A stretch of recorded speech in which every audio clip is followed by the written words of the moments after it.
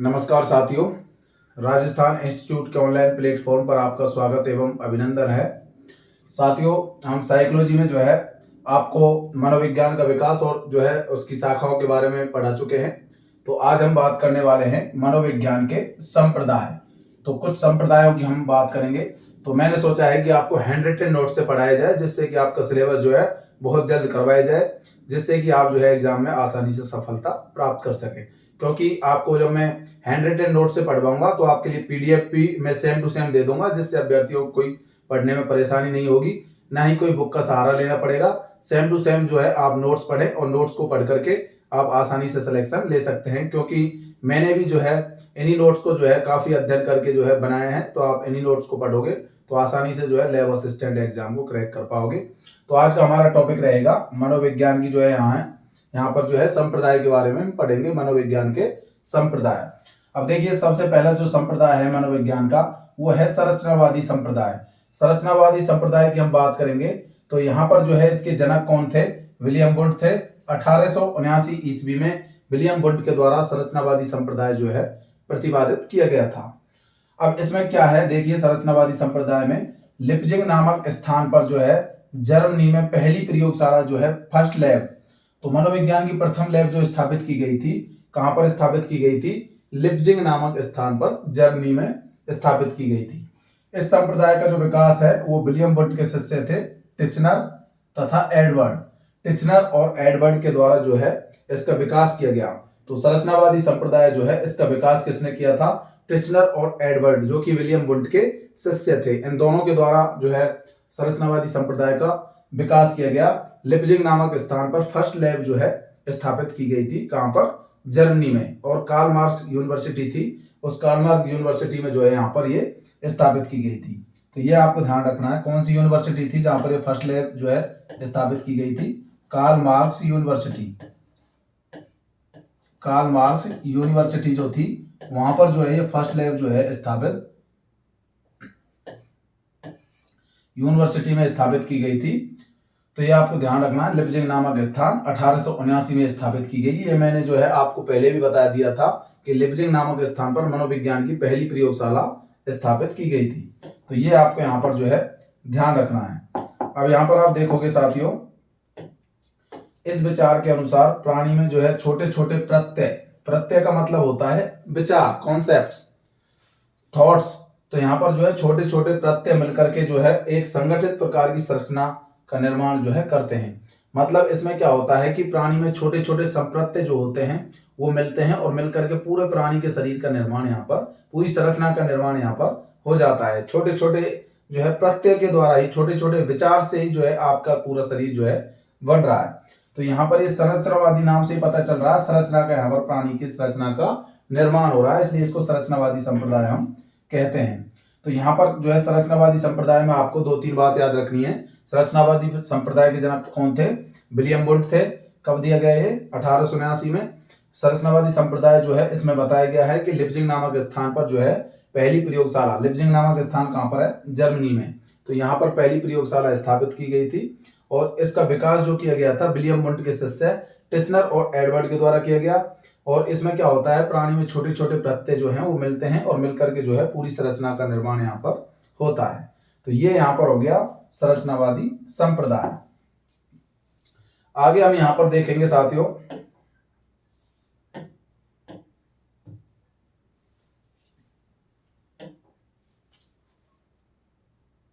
आगे हम देखते हैं दूसरा संप्रदाय जो है यहाँ पर वो है प्रकार्यवादी संप्रदाय। प्रकार्यवादी संप्रदाय को हम देखें तो प्रकार्यवादी संप्रदाय के जनक विलियम जेम्स, जो कि अमेरिका के एक बहुत बड़े मनोवैज्ञानिक थे। तो ये आपको ध्यान रखना है, प्रकार्यवादी संप्रदाय के जनक कौन थे?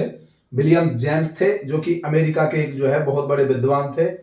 कार्य के साथ व्यवहार को व्यवस्थित करना एवं अधिगम संबंधित व्यवहारों को देखना, मतलब कार्य के साथ किस प्रकार से जो है बिहेवियर को जो है मैनेज किया जाए एवं अधिगम संबंधित जो व्यवहार है। अधिगम का मतलब होता है लर्निंग, किसी चीज को सीखना। अधिगम का मतलब क्या होता है?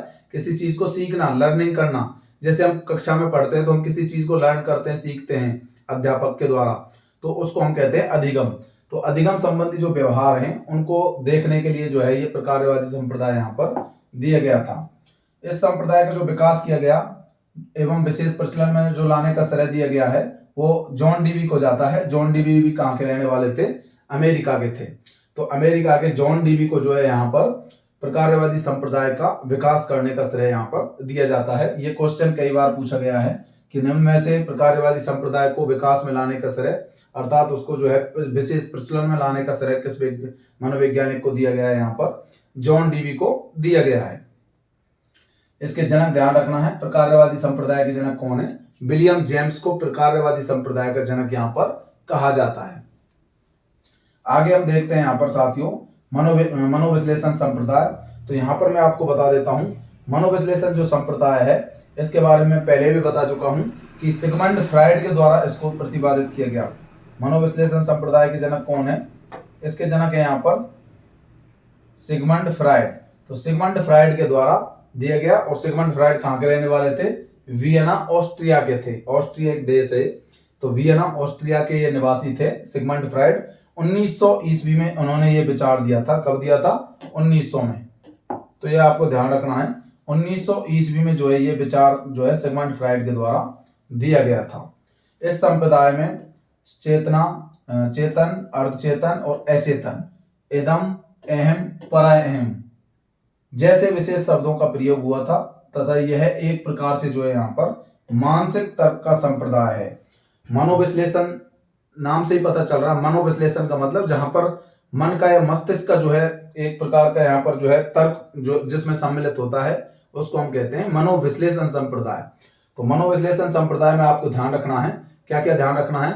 मनोविश्लेषण संप्रदाय किसके द्वारा प्रतिपादित किया गया? सिगमंड फ्राइड के द्वारा। कब प्रतिपादित किया गया? 1900 ईस्वी में। और यहाँ पर ध्यान रखना है आपको कौन कौन से शब्द यहाँ पर इस्तेमाल किए गए? चेतन, अर्धचेतन और यहाँ पर जो है अचेतन, इदम, अहम, पराअहम। ये 6 शब्द आपको ध्यान रखने हैं। चेतन, अर्धचेतन, अचेतन, इदम, अहम और पराअहम। ये 6 शब्द जो है मनोविश्लेषण संप्रदाय में सिगमंड फ्राइड के द्वारा यहाँ पर प्रयोग किए गए थे। तो ये यहाँ पर इतना ही जो है पूछा जाता है एग्जाम्स में।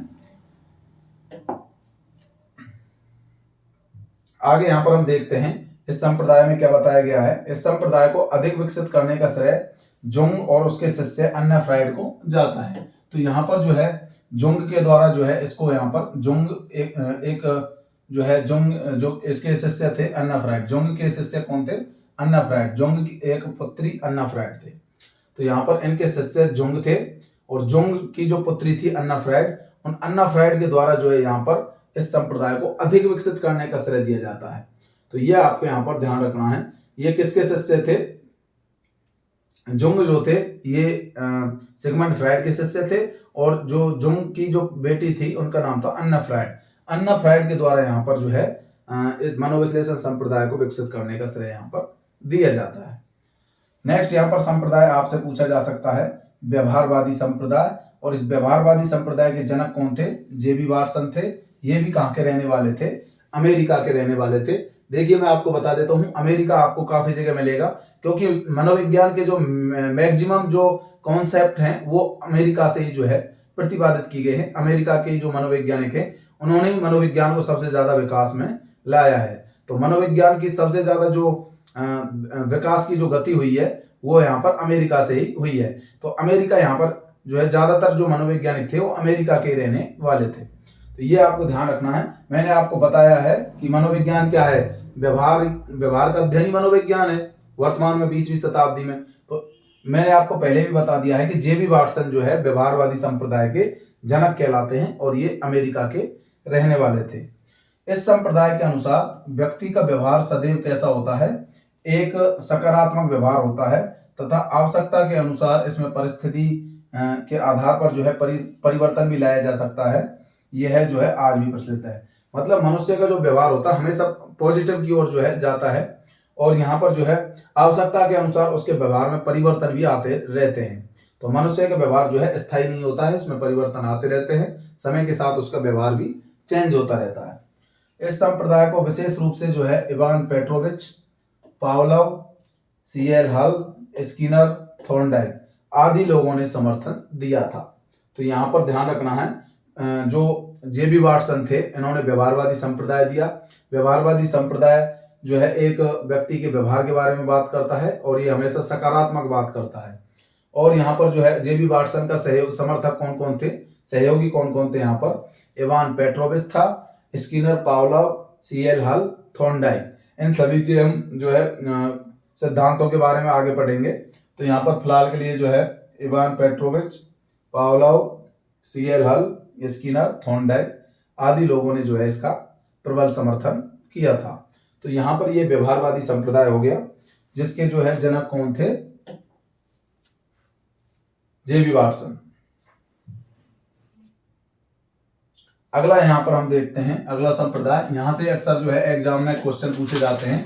एक तो यहाँ पर जो है व्यवहारवादी संप्रदाय से एग्जाम में क्वेश्चन पूछा ही जाता है और एक यहाँ पर जो है गेस्टाल्टवादी से संप्रदाय है, इससे भी एग्जाम में हर बार जो है एक क्वेश्चन जो है आता रहता है। हर एग्जाम में एक क्वेश्चन आपको गेस्टाल्टवादी संप्रदाय से मिल जाएगा। तो गेस्टाल्टवादी संप्रदाय के जनक कौन थे, मैक्स वर्दीमर थे। कहाँ के रहने वाले थे, जर्मनी के थे। यह क्वेश्चन पूछा जा चुका है कि गेस्टाल्टवादी संप्रदाय के जनक कौन थे, मैक्स वर्दीमर। कहाँ के रहने वाले थे, जर्मनी के। 1911-12 ईस्वी में जो है उन्होंने गेस्टाल्टवादी संप्रदाय का विचार जो है दिया था। यह विचार जो है जर्मनी भाषा के गेस्टाल शब्द से माना जाता है। गेस्टाल शब्द से माना जाता है जिसका अर्थ होता है समग्र या फिर पूर्ण आकार। किसी चीज की पहले पूर्ण चीज को देखना, पूर्ण आकृति को देखना, उसके बाद फिर बाकी और को देखना। जैसे कि कोई काम हमको करना है, जैसे हमको पहले मान लो कोई एग्जाम पास करना, मान लो लैब असिस्टेंट का एग्जाम अपने को पास करना है, तो हमारे दिमाग में पहले लैब असिस्टेंट का जो है परिणाम नजर आएगा, मतलब उसकी पूरा सिलेबस नजर आएगा कि क्या सिलेबस पढ़ना है हमको और उससे हमको सफलता मिले।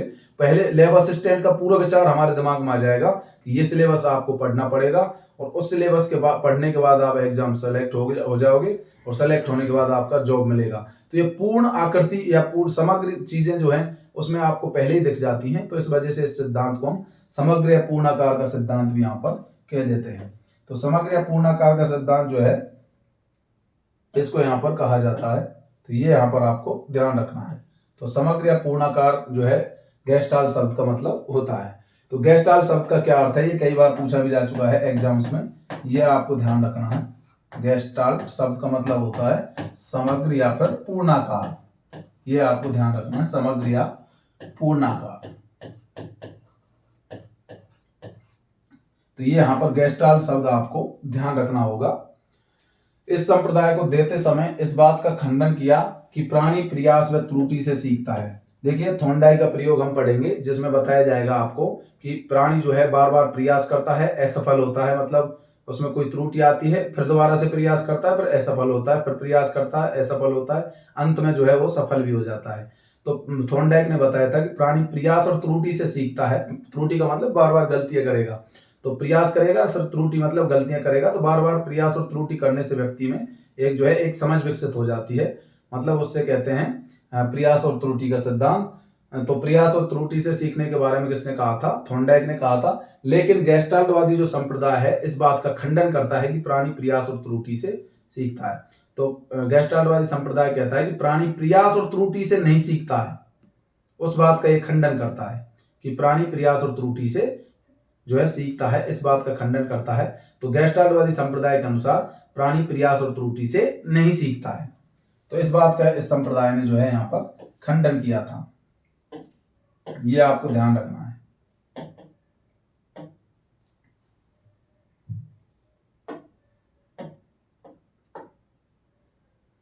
इस विचारधारा के अनुसार जो है कोई कार्य सीखना जो है सूझ या फिर अंतर्दृष्टि पर यहाँ पर निर्भर करता है। कोई भी कार्य जो है इस विचारधारा के अनुसार कोई कार्य सीखना जो है सूझ पर या फिर अंतर्दृष्टि पर निर्भर करता है। मतलब व्यक्ति में एक सूझ पैदा हो जाती है और उस सूझ के आधार, सूझ का मतलब होता है अंतर्दृष्टि। जैसे हमको मान लो जो है रास्ते में सांप दिख जाए और सांप को देख करके हमारे दिमाग में विचार आता है कि सांप से हम दूर भाग जाएं या फिर सांप को लाठी से मार दें। तो ये एक हमारे दिमाग में जो एक सूझ पैदा हो गई, मतलब एक समझ पैदा हो गई, एक हमारे अंदर से जो है एक अलग दृष्टि पैदा हो गई, जैसे हम अंतःदृष्टि कह रहे हैं। तो अंतःदृष्टि या पर जो है सूझ एक पैदा हो जाती है। उस सूझ को जो है इस सिद्धांत में जो है बताया गया है कि मतलब एक व्यक्ति में जो है कोई भी कार्य करते समय एक सूझ या अंतर्दृष्टि पैदा होती है जिसके अकॉर्डिंग हम किसी कार्य को करते हैं। तो ये गेस्टाल्टवादी संप्रदाय आपको ध्यान रखना है, मैक्स बर्दिमर के द्वारा प्रतिपादित किया गया, जर्मनी के निवासी थे। इस विचारधारा ने प्रयास और त्रुटि के सिद्धांत का खंडन किया और यहाँ पर जो है इस विचारधारा के अनुसार कोई भी कार्य जो हम सीखते हैं वो सूझ या अंतर्दृष्टि पर निर्भर करता है। तो ये यहाँ पर जो है गेस्टाल्टवादी संप्रदाय की बात हो जाती है।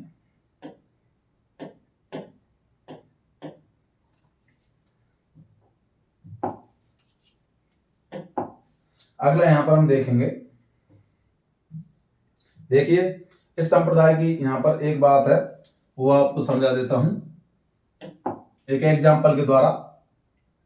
देखिए इस सिद्धांत में क्या है, मान लो जैसे कि आपके सामने कोई शेर खड़ा है और उस शेर को देख करके आपके दिमाग में एक सूझ पैदा होती है कि इस शेर के आने से पहले यदि मैं पेड़ के ऊपर चढ़ जाता हूं तो शेर से बच सकता हूं, वो शेर मेरे को नहीं खा पाएगा यदि पेड़ पर मैं चढ़ जाता हूं। तो पहले से ही जो है व्यक्ति के दिमाग में विचार था कि पेड़ पर चढ़ करके बचा जा सकता है, मतलब पूर्व ज्ञान था उसके मस्तिष्क में। उस पूर्व ज्ञान के आधार पर ही इस व्यक्ति ने जो है यहाँ पर पूर्व ज्ञान के आधार पर ही जो है उसने या उसके दिमाग में जो है एक सूझ पैदा हुई और उस सूझ से जो है उसको एक नया अनुभव मिल गया। अचानक उसके दिमाग में सूझ पैदा हुई कि इस पेड़ पर चढ़ करके जो है उस शेर से बचा जा सकता है। तो उसके दिमाग में पहले से ये ज्ञान था, तो जिसे हम पूर्व ज्ञान बोल रहे हैं। एक सूझ पैदा हुई कि पेड़ पर चढ़ करके बचा जा सकता है और चढ़ने के बाद जो है लास्ट में जो है यहाँ पर एक नया अनुभव उसको मिल जाता है और उस अनुभव को सीखने के बाद जो है बार बार काम में कभी भी वो ले सकता है। मतलब वो जो नया अनुभव मिला वो एक तरह से एक अधिगम हो गया, उसमें सीखना हो गया, तो उस नए अनुभव से ही वो व्यक्ति जो है सीखा। तो यहाँ पर इस सिद्धांत में यही बताया गया है गेस्टाल्टवादी संप्रदाय में कि पूर्व ज्ञान से व्यक्ति में सूझ पैदा होती है, सूझ से नया अनुभव मिलता है और नया अनुभव से व्यक्ति सीखता है। अमेरिका के विद्वान जो है एक मनोवैज्ञानिक थे, अमेरिका के ही थे, कोहलर ने इस सिद्धांत को जो है विस्तृत रूप से प्रयोग किया, ये आपको ध्यान रखना है। तो गेस्टाल्टवादी संप्रदाय के जनक तो कहलाते हैं मैक्स बर्दिमर, लेकिन प्रयोग किसने किया था? कोहलर ने किया था। कुर्तकोपका, कुर्तलेविन, आलपोर्ट ने जो है इनका समर्थन किया था। कुर्तकोपका, कुर्तलेविन, आलपोर्ट के द्वारा गेस्टाल्टवादी संप्रदाय का समर्थन किया गया था। यहां से भी क्वेश्चन पूछा जाता है कई बार कि प्रयोग किसने किया था? प्रयोग यहां पर ध्यान रखना है कोहलर के द्वारा किया गया था। जनक मैक्स बर्दिमर थे जर्मनी के और कोहलर जो है यहाँ पर ये अमेरिका के थे। आगे यहां पर हम देखेंगे अब बात करेंगे हम यहाँ पर साहचर्यवादी संप्रदाय की। तो साहचर्यवादी संप्रदाय को हम यहाँ पर देखते हैं। साहचर्यवादी संप्रदाय के प्रस्तुतकर्ता कौन थे? जॉन लॉक थे, जो कि इंग्लैंड के थे। जॉन लॉक जो है साहचर्यवादी संप्रदाय के जनक कहलाते हैं और इंग्लैंड के रहने वाले थे। इन्होंने क्या बताया था, मैं आपको बता देता हूं कि कोई भी बालक जन्म के बाद जिस वातावरण के संपर्क में रहता है, जिस वातावरण के संपर्क में एक साहचर्य व्यवहार करता है, उसी के अनुसार वह अपना जो है व्यवहार भी निर्मित कर लेता है। मतलब जॉन लॉक ने क्या कहा था? जॉन लॉक ने कहा था कि व्यक्ति जिस प्रकार के वातावरण में रहेगा उसी प्रकार का ज्ञान वो अर्जित करेगा। जैसे कि कोई व्यक्ति को या फिर कोई बच्चे को हमको डॉक्टर बनाना है तो बचपन से ही उसके दिमाग में हम डॉक्टरी की बात करेंगे और उसको ऐसा ही माहौल दे देंगे तो वो डॉक्टर जो है आसानी से बन जाता है। तो इसी प्रकार इस साहचर्यवादी संप्रदाय में बताया गया है। साहचर्य का मतलब है एक दूसरे के साथ रहना किसी चीज का। तो साहचर्यवादी संप्रदाय में बताया गया है कि जब दो चीजें एक साथ रहती हो तो उनमें उसी प्रकार के जो है परिवर्तन हो जाते हैं, उसी के अनुसार वो ढल जाते हैं। तो कोई भी बालक जन्म के बाद जिस वातावरण के संपर्क में साहचर्य व्यवहार करता है उसी के अनुसार वह व्यवहार भी निर्मित करता है। जॉन लॉक ने क्या कहा था? यह कथन पूछा जाता है एग्जाम्स में। जॉन लॉक ने कहा था कि बालक जन्म के समय कागज के समान एक खाली मस्तिष्क लेकर पैदा होता है जिस पर साहचर्य व्यवहार से अनुभव लिखता रहता है। मतलब जो बच्चा है वो जन्म से जो है यहाँ पर उसका दिमाग में कोई विचार नहीं होता, बिल्कुल खाली दिमाग से वो पैदा होता है। उसके बाद अपने जीवन के अनुभवों से वो सीखता रहता है और दिमाग में जो है अपनी उन चीजों को इकट्ठा करता रहता है। तो जॉन लॉक ने यही बात कही थी कि जन्म के समय जो है बालक जो है एक कागज के समान खाली मस्तिष्क लेकर पैदा होता है और जिस पर वह साहचर्य व्यवहार से अपने अनुभवों को लिखता रहता है। साहचर्य व्यवहार का मतलब एक दूसरे के साथ रहने से वो अपने व्यवहार को जो यहाँ पर लिखता रहता है। तो साहचर्यवादी संप्रदाय जॉन लॉक। ये आपको ध्यान रखना है। साक्षरवादी संप्रदाय जॉन लॉक इंग्लैंड के रहने वाले थे। अगला यहाँ पर संप्रदाय है साथियों, उसकी हम बात करेंगे प्रेरक या फिर जो है प्रयोजनवादी संप्रदाय। प्रेरक या फिर प्रयोजनवादी संप्रदाय की हम बात करें तो इस संप्रदाय के जनक जो है विलियम मैकडूगल को कहा जाता है। विलियम मैकडूगल जो है यहाँ पर प्रेरकीय या फिर प्रयोजनवादी संप्रदाय। इस संप्रदाय में क्या बताया गया है मैकडूगल के द्वारा, तो वो मैं आपको बता देता हूं। तो मैकडूगल ने बताया है कि आचरण और व्यवहार ही प्रेरक या फिर प्रयोजन को वर्णित करते हैं, वर्णन करते हैं। यह संप्रदाय जो है चेतना का विरोधी है। इस संप्रदाय में चेतना की जो है विरोधाभासी बात यहाँ पर की गई है। तो यहाँ पर आचरण और व्यवहार की बात की गई है कि आचरण और व्यवहार से ही जो है प्रेरक या फिर कोई चीज का प्रयोजन का जो है वर्णन यहाँ पर होता है। तथा यह संप्रदाय चेतना शब्द का विरोधी है। चेतना का मतलब आप जानते होंगे, चेतना का यह जो है ये संप्रदाय विरोधी है। तो ये आपको ध्यान रखना, विलियम मैकडूगल प्रेरकीय या फिर जो है प्रयोजनवादी संप्रदाय। यहाँ पर ज्यादा क्वेश्चन पूछा नहीं जाता, ये पूछा जा सकता है कि प्रेरकीय या प्रयोजनवादी संप्रदाय किसने दिया, विलियम मैकडूगल ने। चेतना शब्द का ये विरोधी है। तो ये यहाँ पर आपके जो है संप्रदाय हो गए। मनोविज्ञान के जो संप्रदाय थे, 7 संप्रदाय थे इंपॉर्टेंट, वो मैंने आपको बता दिए हैं। इनसे बाहर आपको एग्जाम में कोई भी क्वेश्चन नहीं मिलेगा। अब मैं आपको यहाँ पर बता देता हूं शिक्षा मनोविज्ञान के बारे में कि शिक्षा मनोविज्ञान क्या है। 2 शब्दों से यहाँ पर आपको देखना है, एक शिक्षा और एक मनोविज्ञान। यहाँ पर शिक्षा की बात करी जाएगी और मनोविज्ञान आप जानते ही हैं व्यवहार का अध्ययन मनोविज्ञान कहलाता है। तो शिक्षा मतलब एजुकेशन। तो शिक्षा शब्द का अभिप्राय क्या है मैं आपको बता देता हूँ। शिक्षा मानव के गुणों को विकसित करने की एक प्रक्रिया है, प्रोसेस है। शिक्षा के द्वारा ही मानव की अंतर्निहित योग्यताओं को विकसित करके समाज में रहने योग्य उसको बनाया जा सकता है।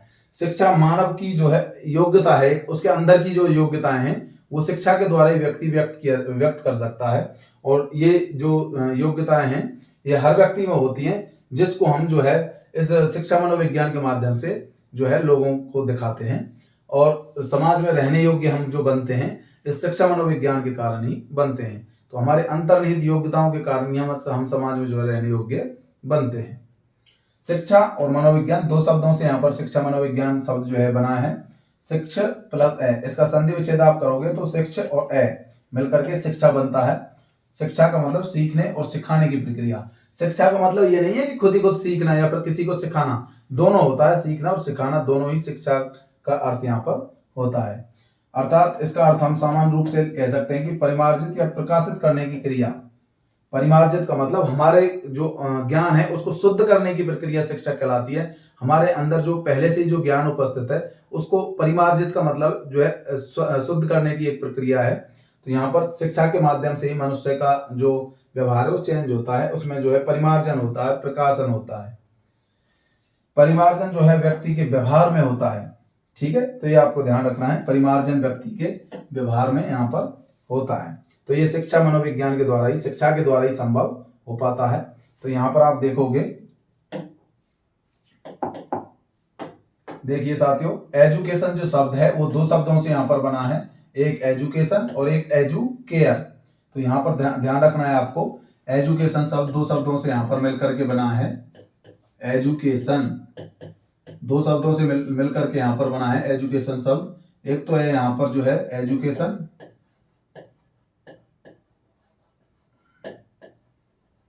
और दूसरी हम बात करेंगे एजुकेयर। एजुकेयर बोल दो या फिर इसको एजुसेयर भी पढ़ लेते हैं हम, एजुसेयर।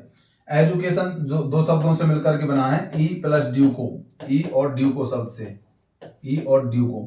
ठीक है, तो ई का मतलब होता है अंदर, ई का मतलब क्या होता है, अंदर होता है। और ड्यूको का मतलब होता है बाहर निकालना, किसी चीज को बाहर निकालना, बाहर निकालना। तो ई का मतलब अंदर और ड्यूको का मतलब होता है बाहर निकालना। और यहाँ पर एजुसेयर जो शब्द है, एजुकेयर या एजुसेयर, इस शब्द का मतलब होता है अंदर से बाहर निकालना या फिर किसी चीज को विकसित करना या आगे बढ़ाना। तो यहाँ पर जो है एजुसेयर का मतलब होता है किसी चीज को आगे बढ़ाना, आगे बढ़ाना या फिर विकसित करना या फिर अंदर से बाहर निकालना। अंदर से बाहर। तो ये यहाँ पर आपको ध्यान रखने हैं। तो एजुकेशन जो शब्द है यहाँ पर ई और ड्यूको दो शब्दों से मिलकर के बना है। ई का मतलब अंदर और ड्यूको का मतलब बाहर निकालना। एजुकेयर या एजुशेयर से मिलकर बना है, जिसका मतलब होता है आगे बढ़ना, विकसित करना, अंदर से बाहर निकालना। अर्थात हम कह सकते हैं यहाँ पर टोटल इस सभी शब्दों को हम जोड़ें तो यहाँ पर जो है शिक्षा मनोविज्ञान का मतलब होता है व्यवहार में विकास या फिर परिमार्जन लाने की प्रक्रिया क्या कहलाती है, यहाँ पर एजुकेशन कहलाती है। मुख्य रूप से मोटी मोटी जो है परिभाषा यहाँ पर हो गई कि व्यवहार में विकास लाना या फिर परिमार्जन लाने की जो प्रक्रिया है, प्रोसेस है, उसे ही हम क्या कहते हैं, शिक्षा मनोविज्ञान यहाँ पर हम कह देते हैं। आगे हम देखते हैं यहाँ पर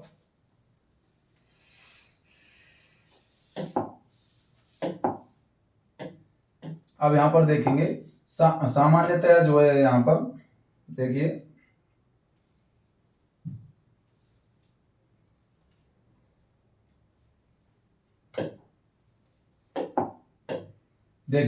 सामान्यतः सीखने सिखाने की क्रिया को शिक्षा का अर्थ जो है मान लेते हैं, परंतु इसके सही अभिप्राय को स्पष्ट करने के लिए इसके अंग्रेजी के शब्द एजुकेशन के आधार पर हम विचार कर सकते हैं। तो एजुकेशन एक अंग्रेजी का शब्द है, लेकिन मूल रूप से जो है ये लैटिन भाषा का शब्द माना जाता है। तो मूल रूप से किसका शब्द है, लैटिन भाषा का शब्द होता है। अब इसके कई अर्थ होते हैं एजुकेशन के, तो यहाँ पर मैं बता देता हूँ। कुछ लोग एजुकेशन का अर्थ जो है अलग मानते हैं, कुछ अलग मानते हैं। तो जो है आपको टोटल में बता देता हूँ। यहाँ से जो क्वेश्चन है वो पूछे जाने के चांस कम है। बस आपको ये ध्यान रखना है कि एजुकेशन जो शब्द है वो कौन सी भाषा का है, लैटिन भाषा का, मूल रूप से लैटिन का। अब देखिए यहाँ पर बता देता हूँ प्रचलित अर्थ क्या है शिक्षा का, सीखने और सिखाने की क्रिया को हम शिक्षा कह देते हैं। वास्तव में जो है बालक के व्यवहार को प्रकाशित करना या फिर परिमार्जित करने की प्रक्रिया, मतलब व्यवहार को अच्छा बनाना, शुद्ध करना, मतलब अच्छा व्यवहार बनाने की प्रक्रिया को हम शिक्षा कह देते हैं। तो वास्तविक अर्थ क्या है शिक्षा का, बालक के व्यवहार को परिमार्जित करने या फिर प्रकाशित करने वाली जो प्रक्रिया है उसको हम क्या कह देते हैं, शिक्षा कहते हैं। जबकि व्यापक अर्थ क्या है इसका, कि जीवन पर्यंत चलने वाली वह प्रक्रिया जिसके द्वारा व्यक्ति के व्यवहार में जो है अनुभवों से परिमार्जन आता है। तो शिक्षा जीवन पर्यंत व्यक्ति कुछ ना कुछ सीखता रहता है, तो यह जीवन पर्यंत चलने वाली एक प्रक्रिया मानी जाती है, जिससे व्यक्ति के व्यवहार में जो है अनुभव जैसे जैसे आते जाते हैं उन अनुभवों के आधार पर परिवर्तन या परिमार्जन होता रहता है। अब संकुचित अर्थ हम सोचें तो संकुचित का मतलब होता है विद्यालय या महाविद्यालय में हम पढ़ने जो जाते हैं वही शिक्षा है। तो ये इसका एक संकुचित अर्थ यहाँ पर माना जाता है। तो शिक्षा के मैंने आपको 4 तरह के जो है अर्थ यहाँ पर बता दिए हैं। तो यहाँ से क्वेश्चन आने की संभावना जो है कम रहती है। आगे मैं बता देता हूँ कुछ मनोवैज्ञानिकों ने यहाँ पर शिक्षा की क्या परिभाषाएं दी हैं। देखिए मैं आपको फिर बता देता हूँ, यहाँ से क्वेश्चन कम आने की संभावना रहती है। जितने भी मनोवैज्ञानिक हैं उनसे कम क्वेश्चन पूछे जाते हैं, सिद्धांतों पर जो है क्वेश्चन ज्यादा पूछे जाते हैं। संप्रदाय इंपॉर्टेंट है, मनोविज्ञान के संप्रदाय आपको सभी याद रखने हैं, क्योंकि उनसे हर बार एक क्वेश्चन यहाँ पर पूछा जाता है। तो अब मैं बता देता हूँ शिक्षा मनोविज्ञान की यहाँ पर शिक्षा की कुछ परिभाषाएं बताई गई हैं। जैसे अरस्तु ने क्या कहा है कि स्वस्थ शरीर में ही स्वस्थ मस्तिष्क का निर्माण होता है। निर्माण करना ही शिक्षा का कार्य, मतलब स्वस्थ मस्तिष्क में ही स्वस्थ शरीर में ही स्वस्थ मस्तिष्क का निर्माण होता है। ये जो बात कही गई थी अरस्तु के द्वारा कही गई थी। तो यहाँ पर से जो है क्वेश्चन लगभग मैं बता देता हूँ, पूरी मनोविज्ञान से परिभाषाओं से लगभग एक क्वेश्चन आता है। तो आपको ज्यादा यहाँ पर लोड लेने की आवश्यकता नहीं है। मान लो डेफिनेशन आपसे याद भी नहीं हो तो आपको घबराना यहाँ पर नहीं है। तो अरस्तु के अनुसार स्वस्थ शरीर में स्वस्थ मस्तिष्क, आपको शब्द पकड़ने होंगे यहाँ पर, एक स्वस्थ शरीर और एक स्वस्थ मस्तिष्क। तो अरस्तु ने क्या बताया, स्वस्थ शरीर में स्वस्थ मस्तिष्क का निर्माण करने का काम कौन करती है, शिक्षा करती है। प्लेटो ने क्या बताया, प्लेटो ने बताया कि शिक्षा व्यक्ति में शारीरिक, मानसिक एवं बौद्धिक परिवर्तन लाती है। अब 3 शब्द पकड़ लिया आपने प्लेटो की परिभाषा में। शिक्षा क्या काम करती है, शारीरिक, मानसिक एवं बौद्धिक परिवर्तन लाती है। जॉन लॉक क्या कहता है, जॉन लॉक के अनुसार जिस प्रकार से फसल के लिए कृषि होती है, जिस प्रकार से फसल के लिए क्या होती है, कृषि होती है, उसी प्रकार से जो है मनुष्य के लिए क्या होती है, शिक्षा यहाँ पर होती है। जिस प्रकार से फसल के लिए हम खेती क्यों करते हैं, जिससे कि हमको फसल प्राप्त हो, तो फसल के लिए हम कृषि करते हैं। उसी प्रकार मनुष्य के लिए शिक्षा जो है बनी है, तो मनुष्य को शिक्षा को ग्रहण करना चाहिए। तो ये बात किसने कही, जॉन लॉक के द्वारा यहाँ पर कही गई है। तो ये बात भी आपको ध्यान रखनी है। तो यहाँ से भी जो है क्वेश्चन कम पूछे जाते हैं, ये बात आपको ध्यान रखना है। अब गांधी जी ने क्या बताया इसके बारे में वो भी मैं आपको बता देता हूँ। शिक्षा के बारे में गांधी जी क्या मानते थे कि शिक्षा क्या है, तो गांधी जी के अनुसार यहाँ पर बता देता हूँ। गांधी जी के अनुसार जो है शिक्षा से गांधी जी का अभिप्राय क्या था कि मनुष्य के शरीर में आत्मा मस्तिष्क का सर्वांगीण एवं सर्वोत्तम विकास यहाँ पर होता है। तो गांधी जी के अनुसार शिक्षा क्या करती है, मनुष्य के शरीर आत्मा मस्तिष्क का सर्वांगीण और सर्वोत्तम विकास करती है। तो शिक्षा व्यक्ति के क्या करती है, शरीर को, मस्तिष्क को, आत्मा को विकसित करने का काम करती है। स्वामी विवेकानंद क्या कहते हैं कि शिक्षा बालक में पूर्व निहित पूर्णता को अभिव्यक्त करती है। मतलब हर व्यक्ति में जो है बचपन से ही योग्यताएं होती हैं, पूर्ण निहित योग्यताएं होती हैं, उन योग्यताओं को हम शिक्षा के माध्यम से अभिव्यक्त करते हैं। तो ये बात कही थी स्वामी विवेकानंद जी ने। उसके बाद बात करता हूँ यहाँ पर फ्रावेल के अनुसार क्या है शिक्षा का अर्थ। फ्रावेल के अनुसार शिक्षा बालक की आंतरिक शक्तियों को बाह्य शक्तियों का रूप देती है। तो आंतरिक शक्तियों को जो है यहाँ पर बाह्य शक्तियों का जो रूप देती है, दो शब्द पकड़ने हैं, आंतरिक शक्ति और दूसरा यहाँ पर बाह्य शक्ति। इन दो शब्दों के द्वारा ही आप आसानी से जो है इसको समझ पाओगे। तो यहाँ पर फ्रावेल ने क्या बताया कि आंतरिक शक्ति और बाह्य शक्ति का जो रूप दे रही है वो कौन देती है, वो शिक्षा के द्वारा ही दिया जाता है। पेस्टोलॉजी ने क्या बताया, पेस्टोलॉजी ने शिक्षा की परिभाषा क्या बताई कि शिक्षा जो है बालक की आंतरिक अभियोक्ताओं का स्वाभाविक एवं समरस और प्रगतिशील विकास करने का काम भी ये शिक्षा जो है करती है। तो उसके अंदर की जो योग्यताएं हैं उनका विकास करने का काम शिक्षा करती है और प्रगति करने का काम भी मनुष्य का ये शिक्षा के द्वारा ही यहाँ पर किया जाता है।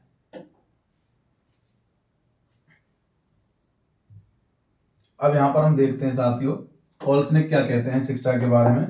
तो कोल्सनिक के अनुसार भी मैं आपको बता देता हूँ। कोल्सनिक के अनुसार जो है यहाँ पर देखोगे आप, शिक्षा बालक में शारीरिक और मानसिक विकास का काम कौन करती है, शिक्षा। तो शारीरिक और मानसिक जो विकास करती है यहाँ पर शिक्षा करती है। कोल्सनिक ने क्या बताया कि शिक्षा शारीरिक विकास करेगी और मानसिक विकास भी यहाँ पर करती है। अब इन सभी परिभाषाओं से यहाँ पर स्पष्ट क्या होता है कि शिक्षा के द्वारा ही यहाँ पर जो है व्यक्ति का सर्वांगीण विकास संभव है। शिक्षा के द्वारा ही व्यक्ति अपने आंतरिक शक्तियों का बाह्य वातावरण के साथ यहाँ पर समन्वय स्थापित कर पाता है और शिक्षा व्यक्ति तथा समाज के कल्याण के लिए जो है एक आवश्यक तत्व यहाँ पर मानी जाती है। तो शिक्षा के द्वारा ही समाज का कल्याण होता है एवं जो बाह्य वातावरण के साथ मनुष्य का जो संबंध है वो इस शिक्षा के द्वारा ही संभव हो पाता है। तो ये यहाँ पर इसके अर्थ जो है शिक्षा के हो जाते हैं। तो बहुत सारे अर्थ मैंने आपको शिक्षा के यहाँ पर बताए हैं। अब शिक्षा मनोविज्ञान से संबंधित यहाँ पर जो है मैंने आपको ये कुछ परिभाषाएं जो है शिक्षा से संबंधित मैंने आपको कुछ परिभाषाएं बताई है। अब यहाँ पर शिक्षा मनोविज्ञान से संबंधित भी अब बात कर लेते हैं। पहले मैंने केवल शिक्षा की बात करी, अब मैं बात करूंगा शिक्षा मनोविज्ञान की। तो शैक्षिक वातावरण में ही जब मनोवैज्ञानिक दृष्टिकोण आ जाता है तो उसे ही क्या बोलेंगे, शैक्षिक मनोविज्ञान। मतलब मनोविज्ञान जो शब्द है वो इसमें जुड़ जाता है शिक्षा में। तो शैक्षिक मनोविज्ञान मतलब शैक्षिक परिस्थितियों में हम मनोविज्ञान की बात करेंगे। तो यहाँ पर शिक्षा मनोविज्ञान में ध्यान रखना है, शैक्षिक वातावरण में मनोवैज्ञानिक दृष्टिकोण को हम अपना लेते हैं, जिसे ही हम शिक्षा मनोविज्ञान यहाँ पर कह देते हैं। अब शिक्षा मनोविज्ञान का क्या अर्थ है, शिक्षा व्यवहार में परिमार्जन लाती है। मनोविज्ञान व्यवहार का अध्ययन कहलाता है, मतलब व्यवहार का अध्ययन को हम मनोविज्ञान कहते हैं। और शिक्षा का मतलब मैंने आपको बताया था थोड़ी देर पहले, तो व्यवहार में परिमार्जन लाना, व्यवहार में परिवर्तन लाना ही क्या है, शिक्षा है। और मनोविज्ञान क्या होता है, व्यवहार का अध्ययन होता है। तो टोटल दोनों को मिलाकर के मैं परिभाषा बनाऊं, शिक्षा और मनोविज्ञान को मिलाकर के, मतलब शिक्षा मनोविज्ञान की परिभाषा क्या हो गई, व्यवहार में परिवर्तन लाना तथा परिमार्जन लाने के लिए व्यवहार का अध्ययन करना। तो व्यवहार में परिमार्जन लाने के लिए व्यवहार का अध्ययन करना ही क्या कहलाता है, शिक्षा मनोविज्ञान यहाँ पर कहलाता है। ये इसकी परिभाषा यहाँ पर हो जाती है। अब यहाँ पर मैं बात करूंगा साथियों शिक्षा मनोविज्ञान की, कुछ मनोवैज्ञानिकों के द्वारा परिभाषाएं दी गई हैं, उन परिभाषाओं की मैं यहाँ पर अब बात करने वाला हूँ। तो पहले मैं बात करता हूँ कोलसनिक की। कोलसनिक ने क्या कहा कि शिक्षा मनोविज्ञान के प्रयोगों एवं सिद्धांतों का जो है सिद्धांतों का शिक्षा के क्षेत्र में जो अनुप्रयोग होते हैं उसे ही हम शिक्षा मनोविज्ञान कहते हैं। तो कोलसनिक ने क्या कहा कि शिक्षा मनोविज्ञान जो है मनोविज्ञान के प्रयोगों एवं सिद्धांतों का शिक्षा के क्षेत्र में अनुप्रयोग क्या कहलाता है, शिक्षा मनोविज्ञान यहाँ पर कहलाता है। अब यहाँ पर स्किनर क्या कहते हैं, शिक्षा मनोविज्ञान की परिभाषा क्या बताते हैं वो आपको बता देता हूँ। देखिए, स्किनर के अनुसार शिक्षा मनोविज्ञान मनोविज्ञान की वह शाखा है जो शिक्षा और अधिगम से संबंधित है। दो शब्द आपको पकड़ लेने हैं।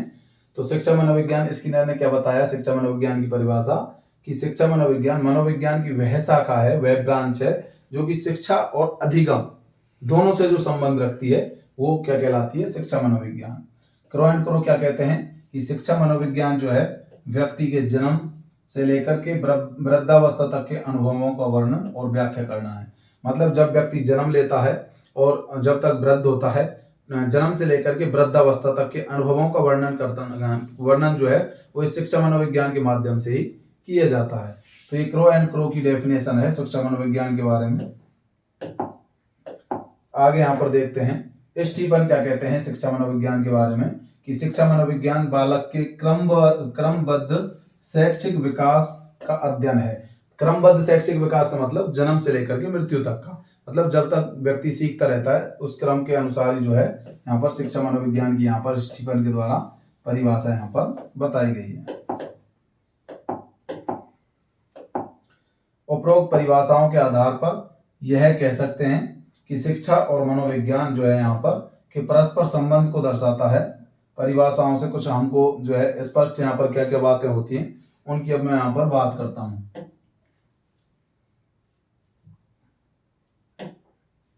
अब देखिए शिक्षा मनोविज्ञान से हमको क्या क्या यहाँ पर जो है स्पष्ट हो रहा है वो मैं आपको बता देता हूँ। टोटल हम बात करते हैं शिक्षा मनोविज्ञान से क्या क्या हमको यहाँ पर जो है बातें स्पष्ट होती हैं। देखिए साथियों, शिक्षा मनोविज्ञान में जो है मानव के व्यवहार का अध्ययन किया था। सबसे पहली बात तो यह है कि मनोविज्ञान में मानव के व्यवहार का अध्ययन किया जाता है। मनोविज्ञान और शिक्षा में आपस में एक घनिष्ठ संबंध है। तीसरा पॉइंट, शिक्षा मनोविज्ञान वह विधायक विज्ञान है जो कि शैक्षणिक परिस्थितियों का मनोवैज्ञानिक अध्ययन करती है। तो शैक्षिक मनोविज्ञान में शैक्षिक परिस्थितियों में मनोविज्ञान का अध्ययन किया जाता है। शिक्षा जो है मनोविज्ञान का एक केंद्र है और मानव व्यवहार है। शिक्षा क्या है, मनोविज्ञान का केंद्र है और मानव का व्यवहार है। शिक्षा मनोविज्ञान मानवीय व्यवहार तथा व्यक्तित्व का जो है यहाँ पर विश्लेषण करती है। तो शिक्षा मनोविज्ञान के द्वारा ही मानव के व्यवहार का और उसके पर्सनालिटी मतलब व्यक्तित्व का मतलब क्या होता है, व्यक्तित्व का मतलब होता है पर्सनालिटी, ये आपको ध्यान रखना है। तो पर्सनालिटी का अध्ययन भी हम जो है शिक्षा मनोविज्ञान के माध्यम से यहाँ पर कर लेते हैं।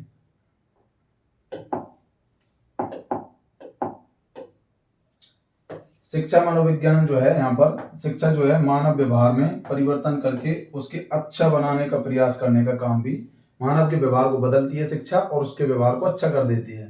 तो ये यहाँ पर जो है इसकी कुछ महत्वपूर्ण बातें हैं शिक्षा मनोविज्ञान से संबंधित। अब हम बात करेंगे शिक्षा मनोविज्ञान की उत्पत्ति के बारे में।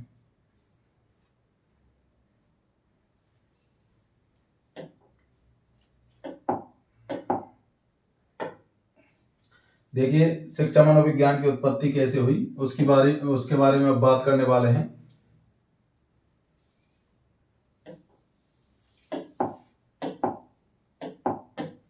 देखिए थॉर्नडाइक पर प्रकृतिवादी विचारक थे रूसो, उनकी एक पुस्तक थी एमाइल का प्रभाव पड़ा था।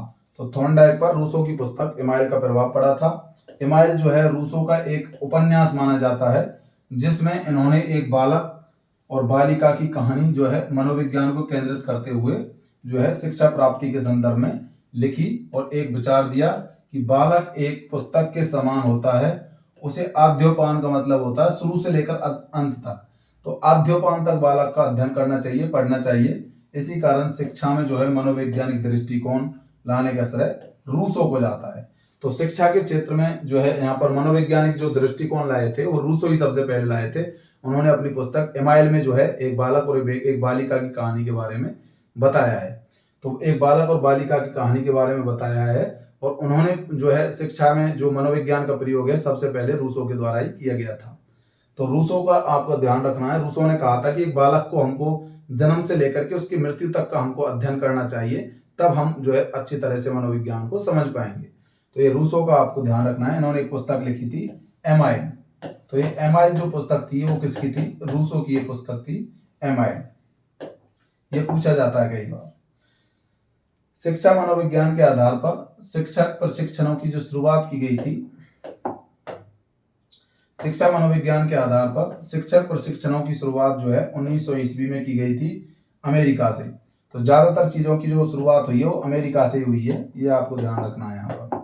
तो शिक्षा मनोविज्ञान की जो शुरुआत हुई है वो कहाँ से हुई है? 1900 ईस्वी में अमेरिका से मानी जाती है, जिसके प्रेरणा कौन माने जाते हैं? जॉन डीवी को यहाँ पर माना जाता है, और थॉर्नडाइक विश्व के पहले शिक्षा शास्त्री यहाँ पर माने जाते हैं।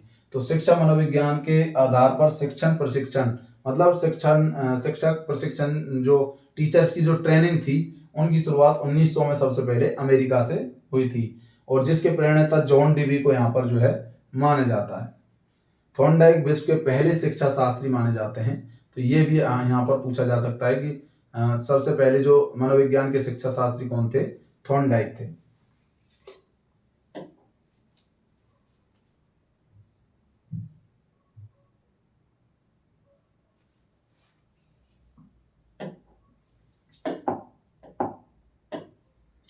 भारत देश में मनोवैज्ञानिक तरीके से शिक्षक प्रशिक्षणों की शुरुआत 1920 से हुई है। भारत में कब से हुई? अमेरिका में तो 1900 ईस्वी में हो गई थी, जॉन डीवी ने की थी, लेकिन भारत में जो है शिक्षक प्रशिक्षणों की जो टीचर्स ट्रेनिंग जो हुई है स्टार्ट, वो 1920 से हुई है, ये ध्यान रखना है। भारत में 1920 और अमेरिका में 1900। अमेरिका में 1900 और भारत में कब? 1920 ईस्वी में शिक्षक प्रशिक्षणों की शुरुआत यहाँ पर हुई है, यहाँ पर आपको ध्यान रखना है।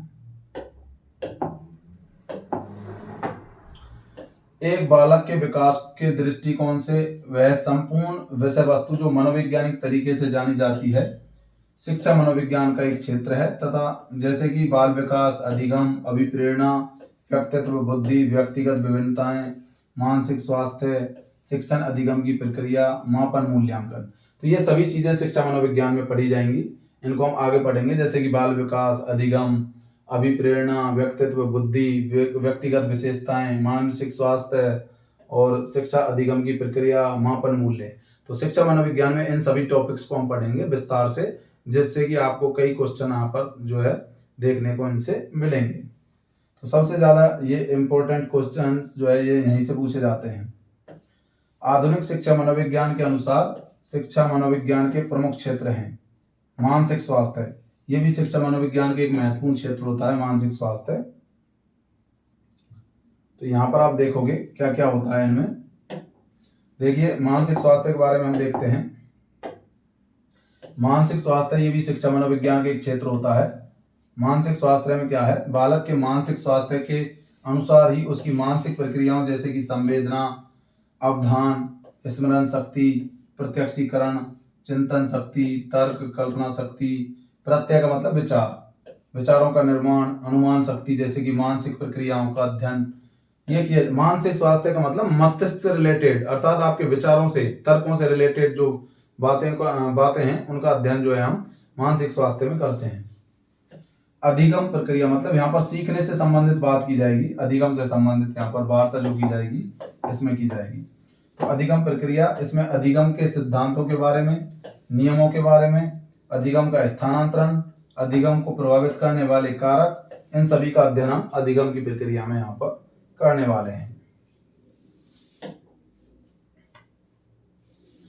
अब मैं यहाँ पर बात कर रहा हूँ व्यक्तिगत विभिन्नता में हम क्या पढ़ेंगे। तो व्यक्तिगत विभिन्नता जो है उसमें अलग अलग व्यक्तियों में अलग अलग विभिन्नताएं पाई जाती हैं, उनके बारे में हम अध्ययन जो है इसमें करेंगे।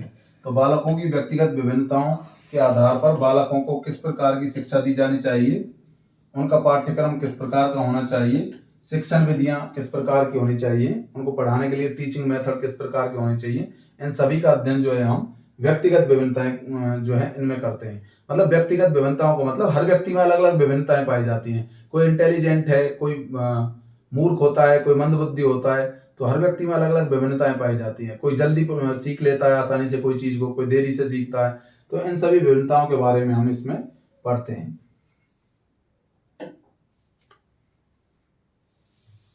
अब बाल विकास की हम बात करेंगे। यहाँ पर बाल विकास में क्या आता है, तो यहाँ पर बालक के विकास की यहाँ पर बात की जाएगी। देखिए बाल विकास की यहाँ पर मैं बात करूंगा। विकास की विभिन्न अवस्थाओं में बालकों का व्यवहार भी परिवर्तित होता रहता है। शिक्षा मनोविज्ञान के अंतर्गत बालक के दैहिक, सांवेगिक, नैतिक, सामाजिक तथा भाषा संबंधी विकास का अध्ययन यहाँ पर किया जाता है। तो बाल विकास के अंदर बालकों के जो है व्यवहार की बात की जाएगी। व्यवहार का यहाँ पर जो है अलग अलग अवस्थाओं में जैसे जैसे बालक जो है अपनी स्टेज में चेंज होता जाता है, उसका व्यवहार भी यहाँ पर बदलता रहता है। शिक्षा मनोविज्ञान के अंतर्गत बालक के दैहिक का मतलब शारीरिक विकास होते हैं, पहले छोटा होता है, बड़ा होता जाता है, लंबाई बढ़ती जाती है। सांवेगिक मतलब संवेग भी बढ़ते जाते हैं, बचपन में संवेग ज्यादा होते हैं। संवेग का मतलब क्रोध, घृणा, ईर्ष्या वगैरह। तो ये संवेग बचपन में बच्चे में ज्यादा होते हैं, धीरे धीरे उसमें नैतिकता आने लग जाती है ना। क्रोध करना कम कर देगा, समाज के प्रति उसका ध्यान चला जाएगा। सामाजिक तथा भाषा संबंधी विकास भी उसमें जो है आने लगते हैं समय के साथ साथ, जैसे वो बड़ा होता जाता है। तो ये बाल विकास के अंदर हम इन चीजों का अध्ययन यहाँ पर करते हैं। अगला है मापन और मूल्यांकन।